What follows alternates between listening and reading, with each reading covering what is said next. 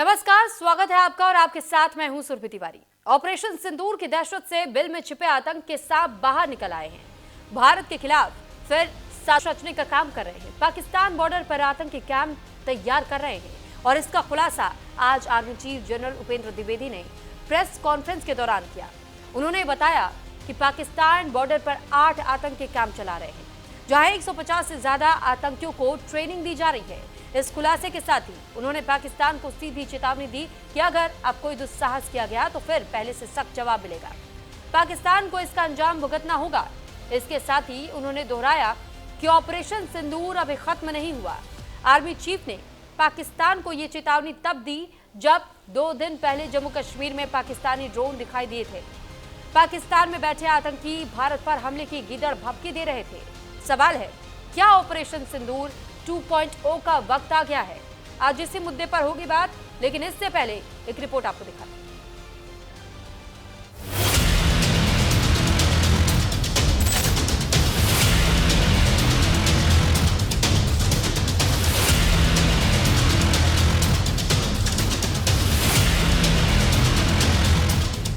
Operation सिंदूर में भारतीय सेना के शौर्य पराक्रम की तस्वीरें पूरी दुनिया ने देखी।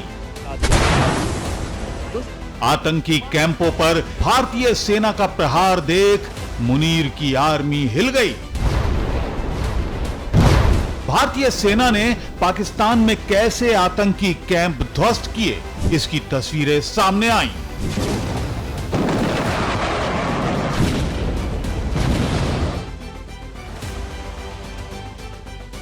लेकिन आतंक के ये सांप एक बार फिर धन फैलाने की कोशिश कर रहे हैं। पाकिस्तान की सेना के संरक्षण में टेरर कैंप तैयार कर रहे हैं।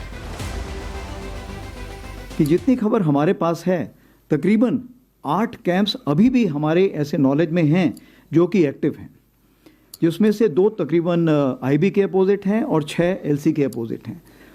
और इन कैंप्स में तकरीबन अभी भी हम समझते हैं कि किसी प्रकार की प्रेजेंस या ट्रेनिंग है, तो इसलिए हम उसके नज़र रखे हुए हैं, उसकी खबर कोशिश करते हैं हासिल करने की, और अगर कोई ऐसे दोबारा हरकत हुई तो हम ज़रूर उसको, जो हमारा इरादा है, हम उसको ज़रूर अंजाम देंगे।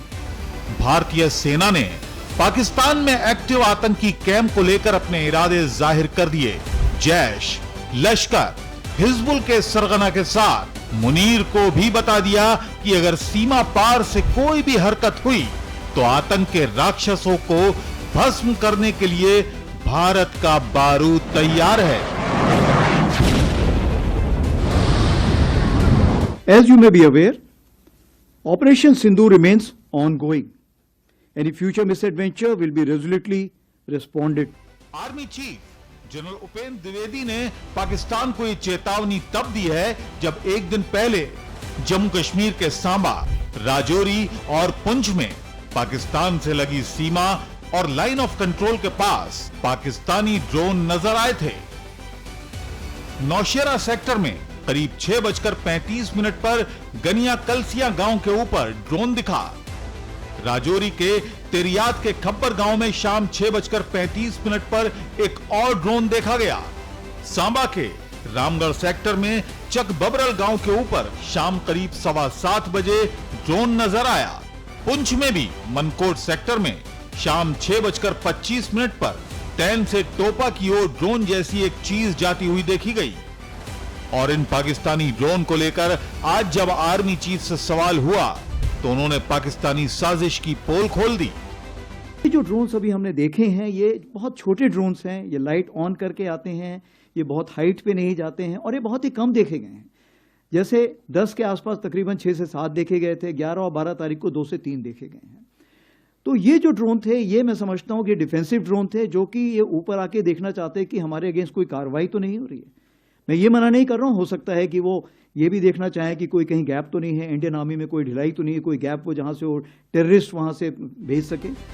आर्मी चीफ जनरल द्विवेदी भी मान रहे हैं कि ड्रोन वाली साजिश घुसपैठ की कोशिश के लिए हो सकती है। और बड़ी बात यह है कि ड्रोन वाली साजिश से पहले जैश सरगना मौलाना मसूद अजहर के ऑडियो टेप से 1000 फिदायीन हमलावरों को भारत भेजने की नापाक साजिश का खुलासा हुआ है। मुझे अल्लाह का वास्ता दे के कहते हैं हमें जल्दी आगे भेज दो, हमें जल्दी आगे भेज दो। मुझे रसूल के वास्ते दे के कहते हैं हमें जल्दी आगे भेज दो। मुझे मदीना शरीफ की दुआएं दे के कहते हैं अल्लाह ताला आपको मदीना दिखाए, मुझे जल्दी आगे भेज दो। कभी क्या तरीका इख्तियार करते हैं, कभी क्या तरीका इख्तियार करते हैं। रब से मुलाकात का इनको इतना शौक है, इतना शौक है। ये एक नहीं है, ये दो नहीं है, ये 100 नहीं है, ये 300 नहीं है, ये 1000 नहीं है। तादाद बता दूं तो कल दुनिया के मीडिया पर शोर मच जाएगा। ये चलेंगे इंशाअल्लाह, ये जाएंगे इंशाअल्लाह, इनका रब इनको कबूल करेगा इंशाअल्लाह। इसलिए कि हमारे रब ने हजरत मोहम्मद सल्लल्लाहु अलैहि वसल्लम की इस उम्मत के साथ बड़ा लाड फरमाया है। ऑडियो क्लिप में मसूद अजहर कहता सुनाई दे रहा है कि जैश के सैकड़ों आत्मघाती हमलावर उसके एक इशारे पर हमला करने के लिए तैयार हैं और मसूद अजहर से पहले लश्कर का डिप्टी चीफ सैफुल्लाह कसूरी भी भारत में आतंकी हमले की गीदड़ भभकी दे चुका है। हम बहावलपुर के सैलाबज़दा भाइयों की मौजूदगी में ये ऐलान करते हैं, नरेंद्र मोदी खूब कान खोल के सुन ले और अपने जालिम समाज को भी सुना दे कि वो वक्त अनकरीब आने वाला है जब इंशाअल्लाह ये दरिया भी हमारे होंगे, इनके डैम भी हमारे होंगे, ये सारा जम्मू कश्मीर हमारा होगा और बहुत कुछ हमारा होगा। हम तुम जो कुछ हरकतें कर रहे हो एक एक का इंशाअल्लाह खमियाजा तुम्हें भुगतना होगा। लश्कर का डिप्टी चीफ बार बार भारत के खिलाफ जहर उगल रहा है, हमले की गीदड़ भभकी दे रहा है, आतंक के ध्वस्त हो चुके अड्डों को पाकिस्तानी सेना के संरक्षण में तैयार कर रहा है। सवाल है कि क्या आतंक के खिलाफ एक और स्ट्राइक का वक्त आ गया है? आतंक का फन कुचलने के लिए ऑपरेशन सिंदूर 2.0 जरूरी हो गया है। Bureau report, news India. और इस पर हमसे चर्चा करने के लिए बेहद खास मेहमान हमारे साथ इस वक्त जुड़ चुके हैं। रिटायर्ड मेजर जनरल अनुज माथुर सर, डिफेंस एक्सपर्ट हैं आप, और मुकीम अहमद जी, पाकिस्तानी पत्रकार भी हमारे साथ जुड़े हुए हैं। सबसे पहले मैं मुकीम जी आपका ही रुख करूंगी, क्योंकि इस वक्त जिस तरीके से हम इस बात को लेकर के चर्चा कर रहे थे तो ये जानना और समझना ज़रूरी हो जाता है कि जब हम ड्रोन बार बार देख रहे हैं पाकिस्तान की ओर से भेजे जा रहे, सर ये हरकत बार बार पाकिस्तान की ओर से क्यों कर दी जाती है? क्या ये वाकई सिर्फ चेक करने की कोशिश है कि क्या भारत तैयार है या नहीं है? ये हर बार बताना पड़ेगा भारत को? थैंक यू जी, बड़ी अच्छी बात है कि आपने ये क्वेश्चन रेज कर दिया जी। अगर तो उन्होंने इंडिया की सीमा पार की थी तो आपको उन्हें गिराने से किसने रोका? आप तो ये दावा करते हैं ना कि बड़ी टेक्नोलॉजी है हमारे पास और हम नजर रखे हुए हैं, हम देख रहे हैं, हम ऑब्जर्व कर रहे हैं, हर मूवमेंट के ऊपर हमारी नजर है, तो इसमें देर किस बात की है? फिर वो अभी जनरल साहब जो प्रेस कॉन्फ्रेंस में बता रहे थे कि ये बड़े लो लेवल के ड्रोन थे और ये नीचे होते हैं तो इनको तो हिट करना कोई प्रॉब्लम भी नहीं है। मैं इतना कोई टेक्निकल आदमी तो नहीं हूँ कि जो मुझे पता हो, लेकिन ये कि जो नीचे उड़ रहा होगा उसको तो गिराना कोई मसला नहीं होता, उसके लिए किसी कोई लंबी चौड़ी टेक्नोलॉजी आपको जरूरत नहीं होती। तो आप फील फ्री उनको गिराएं और दुनिया को दिखाएं कि जी ये पाकिस्तान ने हमारी सीमा पार की थी और हमने अटैक कर दिया। अब ये इशू जो है ना इस वक्त रेस करने का मकसद दो हैं, दो चीजों से आपके यहाँ सरफे नजर किया जा रहा है या अटेंशन डाइवर्ट की जा रही है। एक तो वो आपके यहाँ शाक्सगाम वैली का इशू उठा है, आपकी जरूरत नहीं कि चाइना को आंख दिखा लें, आपने बहाना बना दिया ये ड्रोन वाला। दूसरा ये है कि कल जो सदर ट्रंप ने नए टैरिफ लगाए हैं ईरान के साथ ट्रेड करने वाले कंट्रीज पर, उसका सबसे ज्यादा नुकसान जो है भारत को होगा। अब आप उस खबर को छुपाने के लिए या जनता को किसी और तरफ लगाने के लिए ये इशू ले आए हैं। अदरवाइज ड्रोन उड़ना और ड्रोन अगर पाकिस्तान के अंदर थे आपको परेशान होने की जरूरत नहीं है। क्या पता बच्चे खेल रहे थे, हमें नहीं पता, वीडियो गेम बना रहे थे, वी डोंट नो, कोई टिकटॉक की रिकॉर्डिंग कर रहे थे, हमें नहीं पता। एलओसी के पास सर, एलओसी के पास कोई वीडियो गेम खेलने जाता है क्या? क्यों बच्चे उड़ा देते हैं? आपके यहाँ गुब्बारे और कबूतर तक आप शोर मचा दिया। माफी चाहूंगी, वैसे मैं आपसे ये सवाल पूछ गई, मुझे तो ये पहले से पता होना चाहिए था कि बच्चे आप लोगों के लिए तो वो सारे टेररिस्ट हैं। जिनको आप लोग हमेशा ही कह देते हैं कि ये तो हमारे सिटीजन्स हैं। कई मामले ऐसे सामने आ चुके हैं और आप कह देते हैं कि लो अगर स्तर पर वो ड्रोन उड़ रहा था, सर एलओसी पार कर देते ना, उसके बाद से जवाब भी हम देते, पीछे मुड़ करके चले क्यों गए? आपने जाने क्यों दिया, मैं तो ये पूछ रहा हूँ। सर तो एलओसी पार करके दिखाते, एलओसी पार करके दिखाते। ऑपरेशन सिंदूर के समय में हमने तो एलओसी को पार करते हुए और उसके बाद से उन लक्ष्यों को भेजा था। वो जनरल द्विवेदी का पसीना निकल रहा था प्रेस कॉन्फ्रेंस करते हुए, आप कह रही हैं कि क्रॉस करके आ जाते। अभी तक तो उधर ही थे, मुझे लग रहा है वो प्रेस कॉन्फ्रेंस दोबारा सुनने की जरूरत है आपको। आप सुन ले, मैंने बहुत सुनी हुई है। क्योंकि ऑपरेशन सिंदूर के समय भी लगता है कि वो सबूत जो आप लोगों को दिए गए वो अभी काफी नहीं है। एक और पार्ट आप लोग चाहते हैं कि होना चाहिए। देखें, आपके जनरल ने सिंगापुर में एक्सेप्ट करा था, सदर ट्रंप तो आपके लिए वैसे छेड़ बन गए हैं, और दुनिया का इंटरनेशनल मीडिया जो है वो आपके सिंदूर को कोई नहीं मानता। लेकिन ये आपके यहाँ ये रागनी चल रही है। ठीक है, अनुज माथुर सर काफी देर से आपके सवालों का भी जवाब देना चाह रहे हैं। सर उन्हीं को सुन लेते हैं। अनुज सर। जय हिंद सुरभि। जय हिंद। मैं इनका 2-3 बातें बिल्कुल क्लियर कर देना चाहता हूं। इनको ज्ञान थोड़ा सा कम है जी। पहली बात है, एक इंडिपेंडेंट एजेंसी ने भारतीय सेना को बहुत ज्यादा आंक करके दिखाया है और उसका बेसिस ऑपरेशन सिंदूर की सफलता बताया है। इनको पता होना चाहिए, नहीं पता है तो आप पता कर लें आज। दूसरी बात, जहां तक सवाल अटेंशन डाइवर्ट, ये आर्मी डे का टाइम है। 15 जनवरी को आर्मी भारतीय थल सेना दिवस है, उस पर स्टैंडर्ड जो प्रेस कॉन्फ्रेंस होती है आर्मी चीफ की, वो प्रेस कॉन्फ्रेंस है। ये किसी पाकिस्तान से डर करके ये कोई उसके बारे में कोई ये प्रेस कॉन्फ्रेंस नहीं की जा रही है। दूसरी बात, जहां तक सवाल किस बात का अटेंशन कौन डाइवर्ट करेगा, ये भारतीय सेना के आर्मी चीफ हैं, ना कि पाकिस्तान सेना के आर्मी चीफ, जो कि हर चीज में इंटरफेरेंस करते हैं। उनका भारतीय सेना का आर्मी चीफ अपना काम करता है, अपना सेना का काम चलता रहता है और उसी के हिसाब से काम हो रहा है। अब मैं आपको इनके 2-3 क्लैरिफिकेशन दे देता हूं। पसीना आना किसे कहते हैं? वो होता है जब असीम मुनीर बंकर में जाकर छुप जाता है, उसको बोलते हैं पसीना आना। तो ये बात हमको समझने की जरूरत है। इन लोगों को पूरी दुनिया जानती है ऑपरेशन सिंदूर में क्या हुआ था, ये समझते हैं ऑपरेशन सिंदूर में क्या हुआ था, और इनको बताने की कोई आवश्यकता नहीं है। ये बात बिल्कुल क्लियर है। अब आपको मैं 2-3 बातें बताता हूं। देखिए, जो आर्मी चीफ के जो स्टेटमेंट्स हैं उसके बिल्कुल क्लैरिफाई मैं आपको कर देना चाहता हूं कि आर्मी चीफ ने बिल्कुल साफ शब्दों में कह दिया है कि कोई भी मिस एडवेंचर देख लिया जाएगा, किस प्रकार से उसको हैंडल किया जाएगा। आपने देखा ऑपरेशन सिंदूर में 88 घंटे में घुटनों पर आई थी पाकिस्तान की सेना। इनको पता है, ये सब जानते हैं, इसीलिए थोड़ा ये भी अपना भी।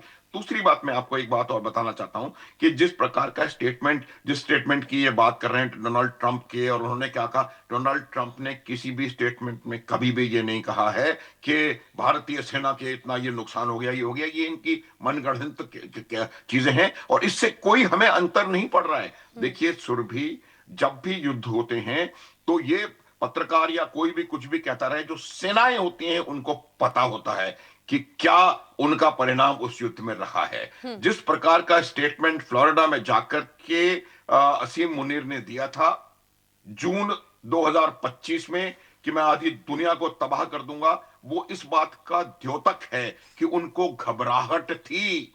उनको इस बात का यकीन है कि भारत पाकिस्तान के लिए एग्जिस्टेंशियल थ्रेट बन सकता है। इस वजह से वो जाकर के वहां स्टेटमेंट दे रहे थे। उसके बाद जिस तरीके से वो लगातार पाकिस्तान की आर्मी में और वहां पर परिवर्तन किए जा रहे हैं, और इससे ट्रीटी उससे ट्रीटी, ये तमाम चीजें इसलिए हो रही हैं कि पाकिस्तान की आर्मी को अपनी सही जगह 88 घंटे में इंडियन आर्मी ने दिखा दी थी। ये बात बिल्कुल साफ है। अब हम जनरल द्विवेदी के जो प्रेस कॉन्फ्रेंस है उसके बारे में 2-3 चीजें और मैं आपको बता देना चाहता हूं। जनरल द्विवेदी ने कोई पाकिस्तान की बात उन्होंने साफ भारत की आर्मी के बारे में, आर्मी डे के बारे में और आर्मी की सतर्कता और तैयारी के बारे में बताया है। इस प्रकार के ड्रोन्स जो हैं वो पाकिस्तान का एक पुराना कारोबार रहा है, इस प्रकार के ड्रोन्स भेज करके और भारत से खबरें हासिल करने का। ये सैफुल्लाह कसूरी जो है, ये सैफुल्लाह कसूरी वही है जिसको कि पाकिस्तानी आर्मी के फॉरवर्ड पोस्ट में मालाएं देकर के इसका स्वागत किया गया था। ये आदमी कह रहा है कि हमने 1000 लोगों की फौज तैयार कर ली है और हम ये कर देंगे, वो कर देंगे और उसको बर्बाद कर देंगे, और पाकिस्तान का इसके ऊपर कोई एक्शन नहीं है। ये इस बात को क्लियरली बताता है कि पाकिस्तान की सेना, पाकिस्तान की ISI और पाकिस्तान की सरकार आतंकवादी गतिविधियों को बढ़ावा देने में, करने में, कराने में पूरी तरह से लिप्त है। ठीक। जो एक मिनट और जी सुरभि, जो असीम मुनीर हैं वो रेडिकलाइज्ड माइंडसेट का आदमी है। जिस प्रकार के उन्होंने तकरीरें ऑपरेशन सिंदूर से पहले करी थी और उसके बाद भी करते चले जा रहे हैं, ये बहुत ज्यादा रेडिकलाइज्ड आर्मी है। और शख्सगाम के बारे में मैं इनको बता दूंगा कि शख्सगाम वैली पाकिस्तान ने गिफ्ट करी थी चाइना को। ये इसमें कोई शक ना हो, और वो इलीगल गिफ्टिंग था क्योंकि पूरा इलाका हमारा है, और वो उन्होंने इलीगल तौर पे चाइना की गोद में शख्सगाम वैली डाल दी। अगर इनका बस चलेगा कल ये इस्लामाबाद चाइना की गोद में डाल देंगे। ये बात इनको पता है कि आज की तारीख में ये चीन और अमेरिका के सरपरस्ती के बगैर 1 इंच नहीं चल सकते। 25 बार इनको आर्थिक बेल आउट IMF से मिल चुका है। बेल आउट तब दिया जाता है जब आपकी अर्थव्यवस्था पूरी तरह से ध्वस्त हो जाती है, तब 25 बेल आउट मिले हैं इनको अर्थव्यवस्था से। ग्वादार पोर्ट इन्होंने चीन को दे दिया है, पासनी पोर्ट अमेरिका को देने को तैयार है। गिरबान में झांक कर कभी देखना ही नहीं चाहते हैं। अब क्या कहेंगे मुकीम जी? और इनको इतिहास जानने की जरूरत है। 48 में क्या हुआ, 65 में क्या हुआ, 71 में क्या हुआ, 99 में क्या हुआ, ये सब इनको पता है, सब जानते हैं। और क्योंकि इनके पास बोलने के लिए कोई मुझे लगता है छूट नहीं है, और ये वही कह सकते हैं चैनलों पे आकर के, जो कि DG ISPR अप्रूव करके देता है कि आप ये जाकर के बोल सकते हैं। इस वजह से सच को देखिए, मैं आपको बता रहा हूं सुरभि, अगर आप सच को नहीं पहचानेंगे, अपनी कमजोरियों को नहीं देखेंगे, तो उनका समाधान नहीं निकल सकता। आज पाकिस्तान की सेना के नाक में दम तालिबान ने किया हुआ है, पाकिस्तान की सेना की नाक में दम TTP ने किया हुआ है, पाकिस्तान की सेना की नाक में दम PLA ने किया हुआ है, और पाकिस्तानी सेना को पता नहीं पड़ रहा है उनसे क्या, किस प्रकार से उनसे सुलझें। और वो जो दुनिया की 4th लार्जेस्ट आर्मी है, 4th लार्जेस्ट इकोनॉमी है, उससे लड़ाई लड़ने के सपने देख रहे हैं। मुझे लगता है ये खुद स्वयं जानते हैं। और कहेंगे कुछ और जनाब बहुत कुछ कहेंगे। वो जनरल साहब सांस तो लें, गुजारिश ये है। हमारी बात भी छोड़ दें सूफी जी, परवीन साहिनी जी को सुन लें, वो क्या कह रहे हैं सुबह शाम आपके यहाँ। फिर P चिदम्बरम साहब ने क्या कहा था, क्या कहा था? आपके कर्नाटक क्या कहा था सर, आप ही बता दीजिए। हाँ, मैं बता रहा हूँ ना, सांस तो लीजिए, पानी पिए आप। वो उन्होंने ये कहा था, ये अंदर वालों का काम है, ये अंदर वालों का काम है, बाहर वालों का नहीं है। फिर उन्होंने ये कहा था कि अगर तो वो वहां से आए थे तो पकड़े क्यों नहीं, और फिर सबूत कहाँ है। फिर परवीन साहिनी तो सुबह शाम इंटरनेशनल मीडिया को बता रहे हैं कि ये सब झूठ है, इंडिया हारा है। अब आप उनको क्यों नहीं पकड़ रहा है? वो 11 एयरबेस अब ठीक है सर आपके? जी बिल्कुल ठीक है, और तैयारी तो सर फोटोज क्यों नहीं रिलीज किए गए थे उस समय पे? साइड में खड़े होकर के रनवे पर वैसे फोटोज तो सर AI से फोटोशॉप करके हम भी डाल सकते हैं। मैं इनका ध्यान आकर्षित कर दूं, ये उनके अभी तो पार्टी शुरू शहबाज शरीफ का स्टेटमेंट है कि मुझे 2:30 बजे असीम मुनीर का फोन आया कि नूर खान एयरबेस पे भयंकर हमला हुआ है। ये हमने नहीं कहा, ये 11 एयरबेस, हम कह रहे हैं 9, इन्होंने कहा 11 एयरबेसेस पे हमला हुआ है। और अगर 11 एयरबेस पे हमला हुआ है, वजीर आजम उस वक्त बंकर तलाश रहे थे हाँ, शरण लेने के लिए, और ये कहते हैं कि सब कुछ ठीक है। अच्छा, वो अपना पृथ्वीराज चव्हाण कांग्रेस के लीडर आपके यहाँ, उनका 7 मई का स्टेटमेंट है कि जी ये कंप्लीटली डिफीटेड हुआ इंडिया इसमें, और 12 लाख की आर्मी कहाँ थी। फिर राहुल गांधी ने आपको क्या बताया, वो भी सुन लें। सर ये तो सत्ता पक्ष और विपक्ष में चलता रहता है, इस पर आप ना जाइए। ऑपरेशन सिंदूर का समर्थन हमारे देश में सत्ता पक्ष और विपक्ष दोनों ने किया था। इस पर आप कुछ ना कहिए, आप अपनी पर आइए। पहले पहले आप अपनी बात रख लीजिए सर। जब आप ये कहते हैं कि क्या जवाब मिला, तो 11 एयरबेस का वो पूरी लिस्ट आपको थमा दे क्या? वीडियोस बताएं, दिखा दे क्या मैंने अभी उनको- आपको? बताएं सुरभि बताओ। सुरभि 100 11 जो की फौजी लिस्ट- मारे गए, यहाँ तक कि मसूद अजहर के परिवार के हाँ। 11 लोग मरे उस दौरान, वो कुछ नहीं था, वो ढोंग था क्या आप लोगों की ओर से? फ्यूनरल में शामिल होने कौन गया था? देखिए, आपने वहां औरतों और बच्चों को मारा, और अरे आपके लिए, इसलिए मैंने कहा कि आप लोगों के लिए तो टेररिस्ट ही वो बच्चे हैं। आप बच्चा कह देते हैं टेररिस्ट को, क्योंकि पालने पोसने का काम तो आप कर ही रहे हैं बखूबी। अरे लोगों के घरों पे हमला किया, मस्जिदों पे हमला किया, उनकी गाय मारी आपने, और आप ये कह रहे हैं मसूद अजहर को यानी आप कहते हैं कि वो नॉर्मल सिटीजन है? देखिए, आपने तो सुना ही नहीं मसूद होती। अजहर नॉर्मल आपने सिटीजन है one-sided आपके बात लिए? कर दी। मसूद अजहर नॉर्मल सिटीजन है आपके लिए? उसको अटैक किया आपने, क्यों? उसके परिवार के पूरा 11 लोग नहीं परिवार मारे गए उसको थे? मारा आपने। आप नहीं, परिवार आप में आप कौन एक था? बात बताइए, उसके परिवार के 11 लोग मरे थे या नहीं मरे थे? रोते हुए सिविलियंस एक को ऑडियो मारा, वायरल हुआ था कि नहीं हुआ आपने था? सिविलियंस को मारा, औरतों बच्चों को मारा। और मैं आप सर ये इतना कह रहे पूछ हैं- रही हूँ, एक टेररिस्ट मिनट, मानते हैं सुरभि, कि नहीं मानते हैं? सुरभि सिविलियंस को मारना, औरतों बच्चों को मारना भारतीय सेना का काम नहीं है। ये अपने गिरेबान को खोल के उसमें देखें। सर ये किस अक्सर प्रकार इसी से तरीके 4 का लाख- राग अलापते हैं, 4 बच्चों लाख- और औरतों को आगे कर देते हैं अपने आप को सुरक्षित महसूस करने के लिए। बिल्कुल। आप नेशनल Anyway, टेलीविजन पे बैठ करके झूठ परोस रहे हैं। मुकीम हाँ। जी, कुछ तो शर्म कर लीजिए। पाकिस्तान ऐसी- को ऐसी कभी को- शर्म आएगी या नहीं आएगी? हमें घूंघट गिफ्ट करना पड़ेगा क्या? देखें, ये ऐसी लैंग्वेज आप इस्तेमाल ना करें, या तो आप गेस्ट बुलाया ना करें, और या तो आप जर्नलिस्ट बने, आप प्रोपेगेंडिस्ट ना बने। आपका प्रॉब्लम है कि एक आप लोग मिनट। इस तरह ताने, एंकर का क्या काम है इस तरह ताने देना? आप क्वेश्चन करें ना कि मैं आप सवाल ही यूं हैं, पूछ रही आप हूँ, फलां हैं, मेरा आप काम है ये सवाल हैं। पूछना, और सवाल पूछना कैसे वो मैं तय करूंगी। अरे सवाल पूछे ना, सवाल पूछे, मुंह तो से सवाल धुआं ही ना पूछ निकालें रही ना। हूँ। हाँ, क्या सवाल है आपका, बताइए। सवाल ही पूछा गया, क्या आप उसे टेररिस्ट मानते हैं, नहीं मानते हैं? भाई हमने तो क्या बैन मसूद किया हुआ अजहर है के कुछ। परिवार के 11 लोग मरे या नहीं मरे? अगर देखिए, उस ऐसा- फ्यूनरल में कौन कौन शामिल हुए थे? क्या ये सवाल नहीं है? आपको सवाल है सवाल ना, के तो बीच भी वो शामिल- मुझे तर्क समझाना पड़ेगा। अरे भाई, हेडमिस्ट्रेस न बने ना, आपसे सवाल करके बोलने भी देना आप। सर अब क्या कर ये- सकते हैं सर, जब मेहमान ऐसे है तो हेडमिस्ट्रेस से बनना पड़ जाता है। यार ये दुनिया का निराला आपका वो मीडिया है कि जो मुंह से बारूद निकाल रहा होता है। आपको बात नहीं करने देनी आपने, तो ठीक है, आप दोनों खेल लें आपस में, मैं निकल जाता हूं। ऐसा करना है आपने, चल ऐसे कर ले। तो सर फैक्ट्स प्रेजेंट कीजिए ना, मैं आपको कर रहा कौन हूं ना, रोक रहा है? अरे मुंह ही नहीं खोलने दे रहे आप लोग, तो दोनों बोल तलवार लेके लीजिए, खड़े हो मेरे चलिए साथ। सर ठीक है, मैं बिल्कुल चुप हूं, आप बोल लीजिए। हाँ, अब हुई ना बात। हाँ बोलिए, देखिए, बोलिए। आपके अपने मीडिया ने माना, आपके अपने जर्नल ने सिंगापुर में माना, आपके लीडर्स ने अभी तक प्रवीण साइनी सुबह शाम इंटरव्यूज देके कह रहे हैं और बता रहे हैं। पृथ्वीराज चौहान है, राहुल गांधी ने क्वेश्चन उठाए, मानिक शंकर आयर ने उठाए, मल्लिकार्जुन खड़गे ने उठाए, सागरिका घोष ने उठाए, आप लोग आके मान के ही राजी। चिदम्बरम साहब ने उठाए, आपने मान के नहीं देना। अब आप ये है कि वहां पे मस्जिद के ऊपर और सिविलियंस को मार के अब आपने शोर मचाना शुरू कर दिया कि उसके परिवार मार दिया। अब इसका मतलब ये है कि आप किसी के घर के बच्चे और औरतों को मार के ये समझ लेने के बड़ा कमाल कर दिया आपने। और भी उनकी सबसे ज्यादा वहां पे गाय बंधी हुई थी जिन पे आपने बम मारे। जुल्म नहीं है?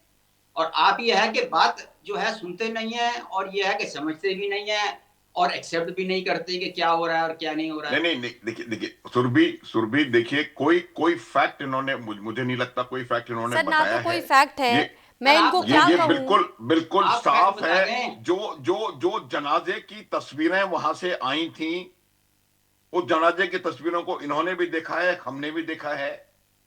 किस तरह से आतंकवादियों के जनाजे में इनकी सरकार और इनकी सेना शामिल हुई थी, ये सबने देखा है। मौलाना मसूद अजहर का स्टेटमेंट कि मेरा परिवार पूरा खत्म हो गया, मैं क्यों नहीं मर गया, ये सबको पता है। आज की तारीख में जिस प्रकार के स्टेटमेंट्स पाकिस्तान से आ रहे हैं, तमाम आतंकवादियों के खदार हमने वो इकट्ठे कर लिए, वो सब इनकी वो बात ये नहीं कर रहे हैं। ठीक है किस सर, प्रकार से हाफिज सईद का बेटा जाकर के पूरी तरह से दोबारा टेररिस्ट कैंपों को तैयार करवा रहा है। ठीक है वहाँ पे सर, क्योंकि टेररिस्ट समय तैयार का कर रहा अभाव है, वो इस ये वजह बात से मैं तक इसे और नहीं कर कंटिन्यू रहे नहीं करा पाऊंगी। लेकिन बहरहाल आप दोनों जुड़े हमारे साथ, अपनी बात को रखा, बहुत धन्यवाद सर आप दोनों का। रिटायर्ड मेजर जनरल अनुज माथुर जी हमारे साथ डिफेंस एक्सपर्ट जुड़े, और मुकीम अहमद जी पाकिस्तानी पत्रकार हमारे साथ जुड़े, और साथ ही इस बात को लेकर के चर्चा हुई कि आज जो इस वक्त स्थिति बनी हुई है, क्या ऑपरेशन सिंदूर पार्ट 2 कभी भी रिलीज हो सकता है? हालांकि इंतजार हर किसी को है कि अगर एक और दुस्साहस की कोशिश और उसके बाद से